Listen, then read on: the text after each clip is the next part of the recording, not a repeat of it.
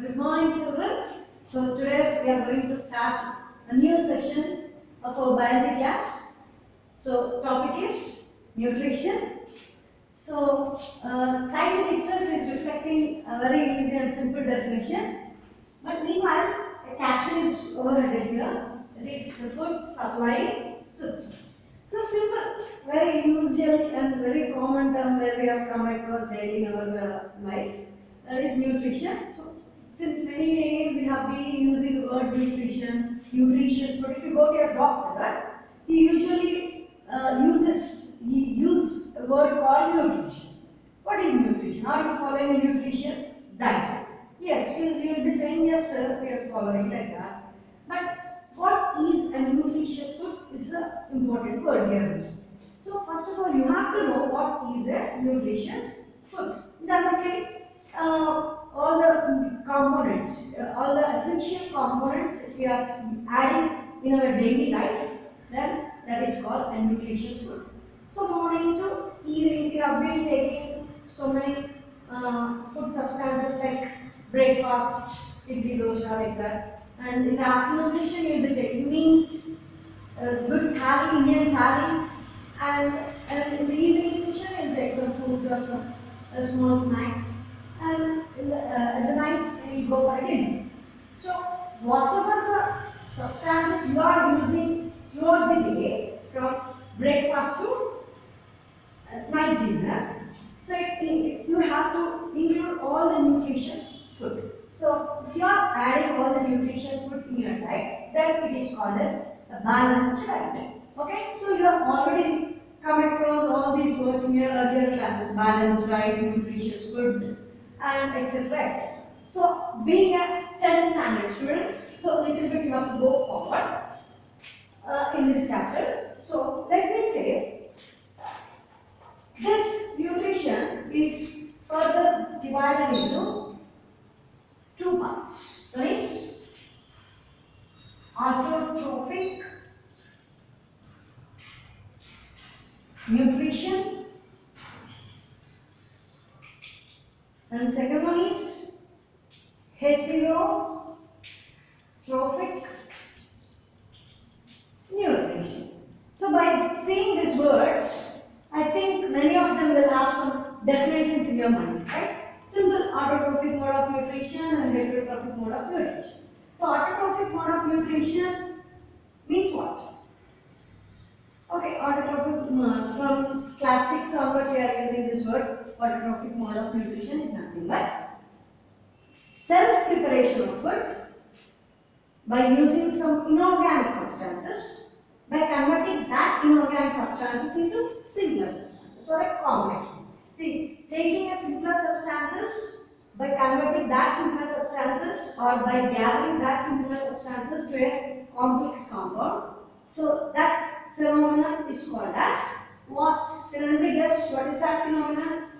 Normally we are using in our daily, that means we are seeing in our daily life. So we can take good examples for this. After taking the example, you can easily define the definition. Example: plants. Yeah. See, seeing plants, you can easily understand what is autotrophic mode of nutrition. Simple. Plants, they can prepare their own food materials. By preparing their own food materials, they not only prepare by themselves, even they supply the food materials to all the parts in an ecosystem. You might have come across in your earlier class about ecosystem, right? So ecosystem includes producers, consumers, and decomposers. Okay? So these plants taking the bottom position of the ecosystem, and they supply food to each and every part of the ecosystem. So plants, they perform a very important phenomenon called photosynthesis. And with the help of this photosynthesis phenomenon, they prepare their own food materials. Okay, simple definition. If you want to give a definition of photosynthesis, take a simple words by using water, sunlight, and carbon dioxide.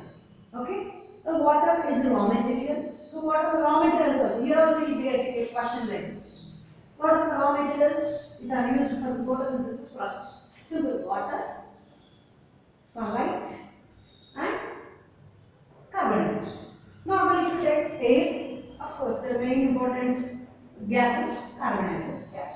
So, by using that three important raw materials, the plants prepare their own food materials. That is, that food material has again two compounds like monosaccharide and polysaccharide. So here this will be a new terms for you. What is monosaccharide and what is poly? Monosaccharides are nothing but simple sugars, whereas polysaccharides are complex sugars. That is the difference. Very simple terms. Okay. So monosaccharide and polysaccharide. Now by using this raw materials, plants prepare their own food materials in the form of monosaccharide or poly. Okay. So let me show you an equation for photosynthesis here. What did I say? What are the raw materials required for photosynthesis? Okay, simple. What I said? Carbon dioxide plus what? Again, one more important what I said, sunlight. Sunlight is a very, very important raw material, or you can say very important requirement for the photosynthesis process. Unless and until reaction or unless and until sunlight is present in this reaction, the further reaction will not be continued. So definitely sunlight plays very, very important role in the photosynthesis process. So carbon dioxide, water, sunlight. What is our target product here? Of course, glucose. H12O6. This is a glucose, nothing but what? Sugar molecule or monosaccharide. Now, along with this glucose, some end products are also obtained. Here, why we have to talk about end product is because here, whatever the end product which is obtained as a result of photosynthesis reaction is very, very important to our mankind. So, what are the end products you see? Oxygen and little bit of water will be eliminated out, and oxygen also will be eliminated out. Okay. So, when you see this reaction, what do you confirm? Something is missing. Huh? What is that? Yes, because this is not a balanced reaction. So, in order to make it a balanced one, definitely you have to go for chemistry. So, 6CO2 plus 6CO2 plus 12H2O gives rise to C6H12O6 plus 6O2 plus 6H2O. So, in this way, if you balance, of course, this is a part of chemistry. So, if I go with the chemistry language, so I have to take this separately, I have to go, and this is as a part of biology, not required. So, mainly you have to remember carbon dioxide, water, what is this? Glucose and oxygen. So, this is a very, very important byproduct or end product which is obtained as a result of photosynthesis. Okay. Now, these are nothing but simple autotrophic mode of nutrition. See, this autotrophic mode of nutrition is performed by whom? Your plants. So, in simple words, plants are also called as autotrophs. Autotrophs, simple. Okay. In briefly, if I comment was about autotrophic mode of nutrition, here what are the main important things you have to remember is here autotrophic mode of nutrition is exhibited by plants, especially green plants. Here again question arises. Here again question arises. Why I am adding this green plants? Why not a colored plants? So you might have come across in your daily life or somewhere colored plants, colored leaves. Okay? You may have a question in your mind whether the colored leaves will perform photosynthesis or not. My teacher is saying about only a green plants here. Okay? So this topic we'll discuss at last. Okay? And that will be a tomorrow's IQ question to you. Okay? Now, green plants. Why only a green plants will perform photosynthesis? I'll tell you. Here in this green plants, they have a very important pigment called chlorophyll. Yeah, this is a very important term, chlorophyll. This chlorophyll is a green color pigment which is present in a plant. Because of the presence of this chlorophyll, plants are green in color. Okay, and this chlorophyll only enhances the photosynthesis process. Okay, that means if chlorophyll is not there in the plants, then no chance of photosynthesis. Okay, then what is the location of this chlorophyll is also very important. So the main location or the presence of chlorophyll in the green plant will be the same. What are the sites of chlorophyll? Okay, you will be having bits and multiple choice questions. So you have a bit paper. So under that you will be getting this type of questions. What are the important sites of chlorophyll? Okay, chloroplast. You know chloroplast, very important cell organ which is exclusively present in green plants. So this chloroplast are the sites of chlorophyll. That means in the chloroplast, chlorophyll is present. Because of this chlorophyll, plants are green in color. Because of the presence of green color plants, photosynthesis is further. Okay, this is about autotrophic mode of nutrition. And one more thing, if we talk about photosynthesis process, okay, photosynthesis process, here are 3 steps you have to do. That is, first one, 3 very important steps you have to do. Under that, the first important step is splitting of water molecule types. Okay, here you can see a very important term we are using for photosynthesis process, that is water molecule, I said no. So here what happens, in the first step, water molecule gets split. Splitting in the sense, it divides. H2O gives rise to H++ OH minus ions. Okay, this is the splitting of water molecule. And after splitting of water molecule, so this carbon dioxide molecule undergoes a reduction process. This is the second step. Carbon dioxide, CO2 reduced. By undergoing a reduction process, carbon dioxide is converting into glucose. Okay? And the last step is by utilizing the sunlight. Here what is happening? Light energy is sunlight. Okay? So light energy has been converted into chemical energy. What is being prepared here? Glucose. Glucose is nothing but a chemical product. That's right. So light energy is being converted into chemical energy. Okay? These are the 3 important points you have to remember. First one is splitting of water molecule, and the second one is carbon dioxide is reduced into glucose by undergoing a reduction process, and the third one is light energy has been converted into chemical energy. Okay, this is our brief introduction about total. Completely, I have given you a brief lecture about autotrophic mode of nutrition. Okay. Next, heterotrophic mode of nutrition. Simple. Let me erase all this so that you will have some.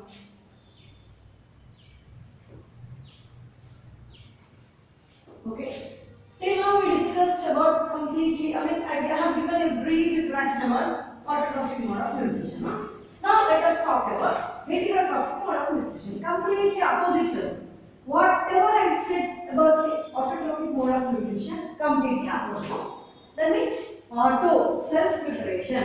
Here, opposite point means they don't prepare their own food materials. They depend on food for other organisms. Okay? Take good example, human beings. Do we prepare our own food? Never. That means preparing the food in the sense not standing in the kitchen and making curries or like that. We don't prepare anything. We take some raw materials from the plants and that we cook.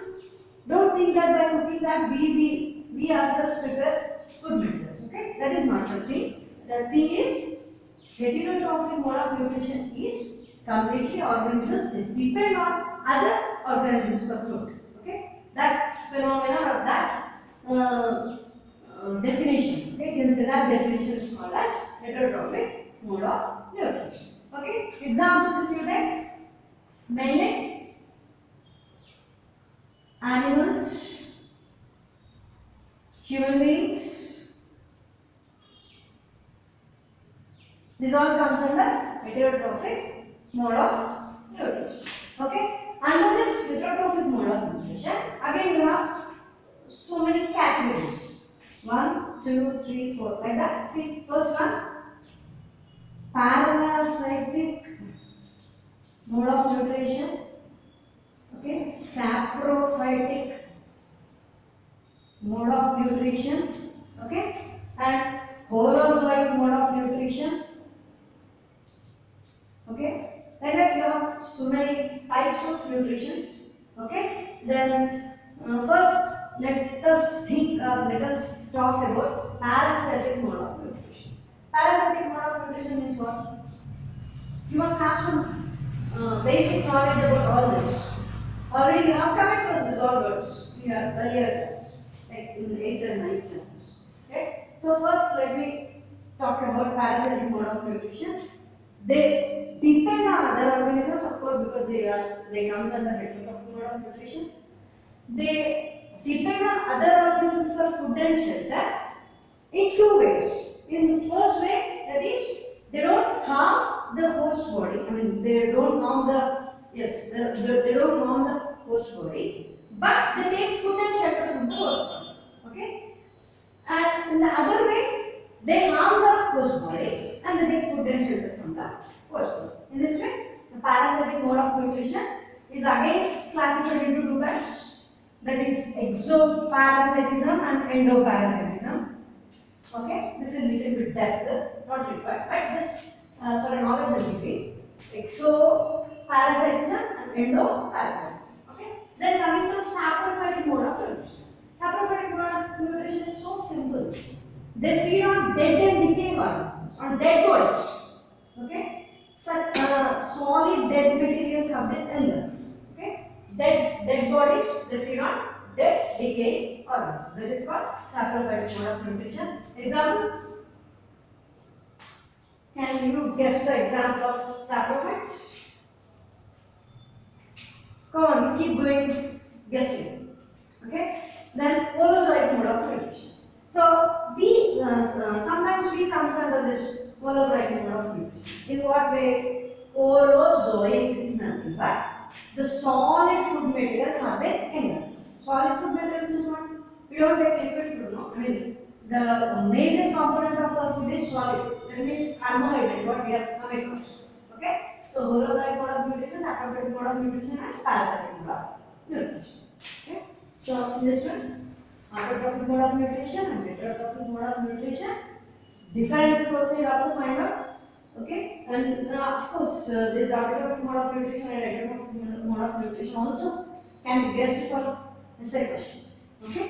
Then, at last, you have a very important